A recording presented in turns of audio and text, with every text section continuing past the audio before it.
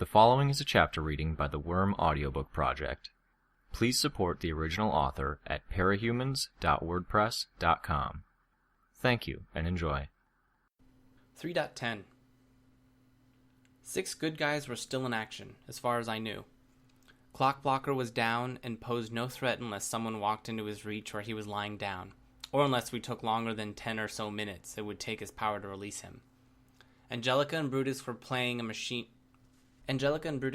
macabre game of tug-of-war, using Aegis as the rope. The rest of the battlefield was chaos. Patches of darkness covered everything, and the landscape was distorted. In some of the areas Vista had warped, the rain wasn't falling in a straight line. One spot in particular had the rain moving horizontally before it dropped to help fill a massive puddle 30 feet across, where her power had made an indent in the ground. Aegis and Clock Blocker were more or less dealt with. As Vista was the last remaining priority target, I directed my remaining swarm towards her. They wouldn't reach her quickly, though, as the rain bogged them down, and both puddles and distorted space forced a more roundabout route for the bugs. Bitch, still riding Judas, came rushing out of the cloud of darkness, splashing through the huge puddle. Kidwin and Gallant opened fire on her with laser beams and painfully bright blasts of energy. She was moving fast and unpredictably enough that Judas only took 1 or 2 glancing hits. The distance between her and Vista rapidly closed. Vista raised her hand and the surface of the street bulged upward into a short wall. As it grew, the wall caught one of Judas's forepaws, tripping him. He fell, and his rider was sent tumbling head over heels. Bitch got to her feet before Judas did, but only managed to take a single step before one of Gallant's blasts clipped her. I winced. His light blasts were charged with energy that made people struck feel a particular emotion. Gallant could blast you with one that made you hopeless, scared, sad, ashamed. Bitch screamed, and it was a long and primal noise, filled with rage. I was still inside the bank, watching things unfold through the window, barely able to hear it, and it still made my skin crawl. So he'd shot the dangerous psychopath with a blast that made her angry. Someone would have to explain that one to me at a later date. Whirling, still screaming, she pointed at Gallant. Apparently that was order enough, because Judas charged at the teenager that was dressed like a science fiction Lancelot. Bitch didn't attack him, though. Without her dogs at her back, essentially without powers, she went straight for Vista. She was focused enough to stay on the priority target. Vista was ready, though. As Bitch tried to close the distance, the roadway between her and the young heroine stretched out, until the distance she had to cover was 2, 3, 4, 5 times as far. Vista then pinched the space behind her closer together, crossed a third of a block with a single skip, and then returned it to normal. I swore under my breath, and not just because my bugs had a lot more distance to travel. My head was pounding again, and it was getting steadily worse. Was someone's power at work giving me a headache? There wasn't anyone in the wards, I was pretty sure, who could mess with your head like that. Gallant could mess with your emotions, but he had to hit you with a light blast to do so. The person on the roof, then?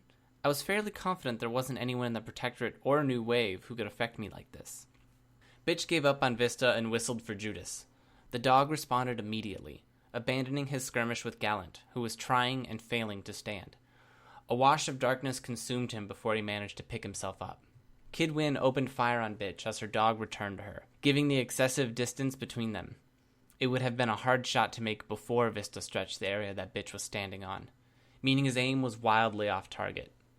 He stopped, changed a setting, and fired a fresh salvo. This time the lasers came out in more of a staccato spray, like you'd expect a machine gun. One of the lasers caught Bitch in the center of her stomach and laid her flat. Judas guarded his owner by hunkering over her, blocking further shots and obscuring my view of her. Near Vista, a large figure staggered out of the darkness, shadow still clinging to him, bellowing and screaming incoherently about bugs. He thrashed for several moments, then collapsed into a heap a short distance from Vista. Someone that large could only be browbeat. Vista apparently reached the same conclusion I did, because she took a few steps closer to him, looking around helplessly for a way to help him. An instant after I realized I didn't actually have bugs on browbeat, the figure struck Vista across the side of the head, laying her flat. I saw the briefest glimpse of Gru's skull mask before he and Vista were covered by a fresh tide of his darkness. Bitch, Vista, Clock Blocker, Gallant are out of action, I think. I called across the room to Tattletale, who was still hammering away at the keyboard. We've got Aegis handled for the time being. Not sure what happened to Browbeat, but there's only him, Kidwin, and the person on the roof to deal with now. We can make a break for it soon. One last thing to do, Tattletale grinned at me. I'll be right back. Keep an eye on things here. What? No, Tattletale! Damn it! I shouted, but she was already running, heading back into the offices that we'd been through on our way to the bank. I didn't have time to dwell on her leaving. Flickers of light outside the bank caught my attention. Kidwin was flying 15 feet above the ground on his hoverboard.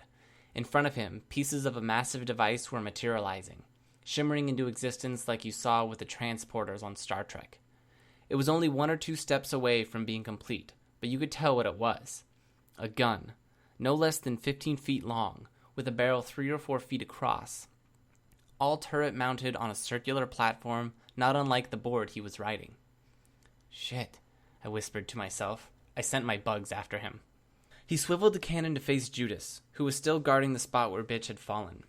A bolt of light erupted from the cannon and sent Judas flying beyond my field of vision. He fired another shot at a greater distance, presumably at the fallen dog. Then he swiveled and fired off 2 more shots in quick succession, blasting Aegis and the 2 dogs that were gripping him. The dogs and Aegis were all sent flying into the wall of an office building opposite the bank. While the dogs didn't get up immediately, a bloody and tattered Aegis was on his feet in an instant and in the air a moment later. He got to a good height, maybe 2 or 3 stories up, and stayed there, likely to get his bearings and survey the situation. As my bugs approached the kid, he took notice and maneuvered his cannon to decimate the swarm. I spread them out, but he simply pulled a lever and released a flamethrower-like blast of lightning and sparks, eliminating virtually all the bugs that sent out into the street. The scant few that remained I sent towards his face, to crawl beneath his visor and into his nose and mouth. It wasn't enough. Then Kidwin aimed the cannon straight at me. I jumped for cover the moment I realized what he was doing. There was a muffled sound, more a very large person, someone hitting a punching bag, than what I'd expect a laser cannon to sound like, and the window exploded. What was he doing? We had hostages inside. I turned to check and saw that there weren't any hostages near me. Did he know that? Heat sensors in his visor? Was someone watching me through the cameras and passing him info? Damn it. There was too much I didn't know, and Tattletale wasn't around to fill me in. Gru sprinted between 2 clouds of darkness, raising one hand to send a blast of his power towards Kidwin, obscuring the kid's line of sight. Kidwin responded by ponderously maneuvering himself and the cannon out of the top of a cloud of darkness. I swore under my breath and sent a command for more of the bugs I had inside to drop from the ceiling and go outside to attack. There were a good few bugs near Clockblocker, who were getting free of the time-stopping effect he'd laid on them. I added those to the assault. My legs buckled as my headache worsened tenfold. Worse, the response from my bugs was sluggish, like I was ordering them to move through mud. I felt a momentary panic, but there wasn't really anything I could do. I grit my teeth and ordered the attack anyways, then forced myself to run for the other side of the bank in case he could somehow detect me and shoot through the walls to hit me. I glanced through the windows for Aegis as I passed them. Through the rain and the darkness that lingered on the surface of the windows, I spotted him. His white costume was wet with rain and ridiculous amounts of blood, and he was diving straight for the bank like a human missile. Damn it. Inexplicably, his descent wavered, then curved. He flew straight into the ground, full force, hard enough to crack the pavement. One of the dogs, I couldn't tell which, had managed to extricate itself from the rubble of the shattered wall and rush at the falling Aegis. Kidwin was occupied trying to do 3 things at once. He was maneuvering out of the way of the clouds of darkness Gru was setting in his way, making return pot shots at Gru as Gru zigzagged between spots of cover, and with every free moment, he was blasting hundreds of my bugs out of the air. If my power was at full strength, my bugs probably would have reached him already, but something was interfering. That, or I'd overexerted myself. The bugs were slow to react, slow to move, and some were slipping from my grasp, returning to their instinctive behavior. Making matters worse, I wasn't blind to the fact that every time I gave a command, my headache got exponentially worse. With Kidwin occupied as he was, the dog had a clear path to Aegis.